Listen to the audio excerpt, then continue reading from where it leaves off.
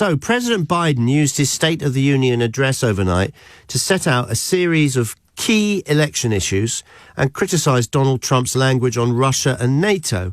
He's warned that the US faces a greater threat to its freedom than at any time since the presidency of Abraham Lincoln. History is watching. If the United States walks away, it will put Ukraine at risk. Europe is at risk. The free world will be at risk, emboldening others to do what they wish to do us harm. My message to President Putin, who I've known for a long time, is simple. We will not walk away. Well, he was in a really feisty mood. Let's get some reaction from Spencer Critchley, who's a Democratic strategist, former advisor to Barack Obama, and the author of Patriots of Two Nations, Why Trump Was Inevitable and What Happens Next. So what happens next, Spencer? Morning.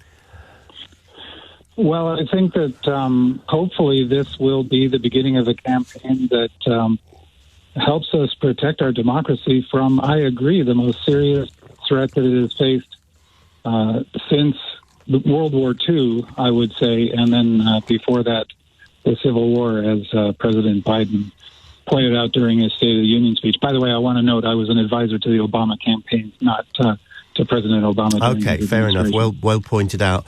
So why is the United States facing such a threat to its freedom? What do you mean by that? What does he mean by that, even? I was very glad, and I say this as somebody who believes in democracy with a small d, not as a Democrat with a big D. And I'm joined in this by a great many Republicans, including members of former President Trump's cabinet and many senior members of his administration. The story of our time right now is that we are facing a threat to democracy. This is way beyond the traditional partisanship of Republicans versus Democrats. And what we are seeing in historical terms is a return of ethnic nationalism as opposed to the liberalism by which the Western world has been functioning since World War II. And ethnic nationalism, as it becomes more extreme, turns into fascism. And that's what we're seeing as well. I don't think any of us expected to see this in our lifetimes. I think you're accusing we thought fascism had been defeated. You're accusing Mr. Trump of being a racist, are you? Oh, he's a fascist, and I think that I'm joined in that opinion by a great many historians. Ruth Ben-Ghiat at New York University, I believe, where she teaches, is one of the leaders on this.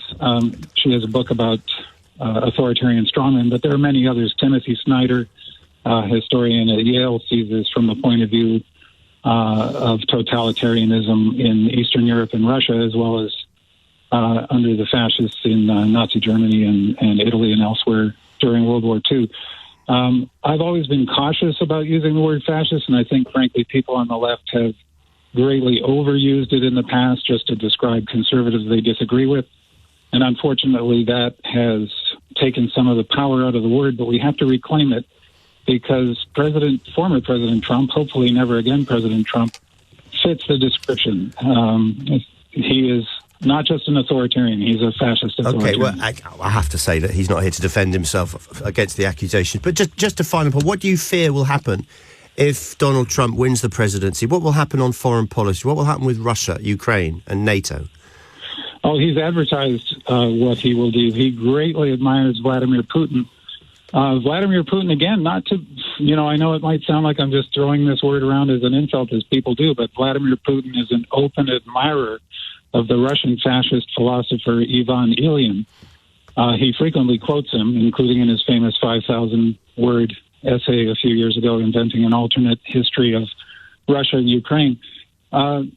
Trump openly admires Putin. He has openly advertised that he will end the war in Ukraine. He says in 24 hours the only way to do that is to surrender to Russia, which he shows every bit of eagerness to do. I think it will, frankly, be disastrous for the United States. He's also announced he wants to be a dictator on day one, and then he walked that back a little later to say only on day one. He just wants to be a dictator for 24 hours, presumably, as if we could trust him on that.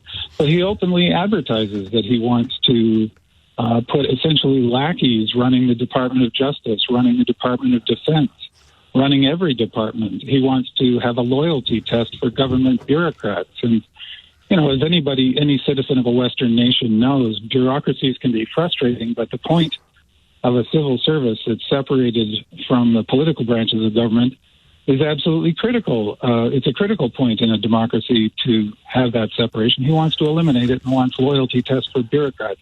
All of these, combined with his open appeals to ethnic nationalism, as in so-called real Americans, which has all those echoes of, purely bred Germans and the redeemed Italians, etc. It's fascism. Okay, thank you very much, Spencer. Spencer Critchley, Democratic strategist, former advisor to Barack Obama's presidential campaigns. Right, we're talking about whether or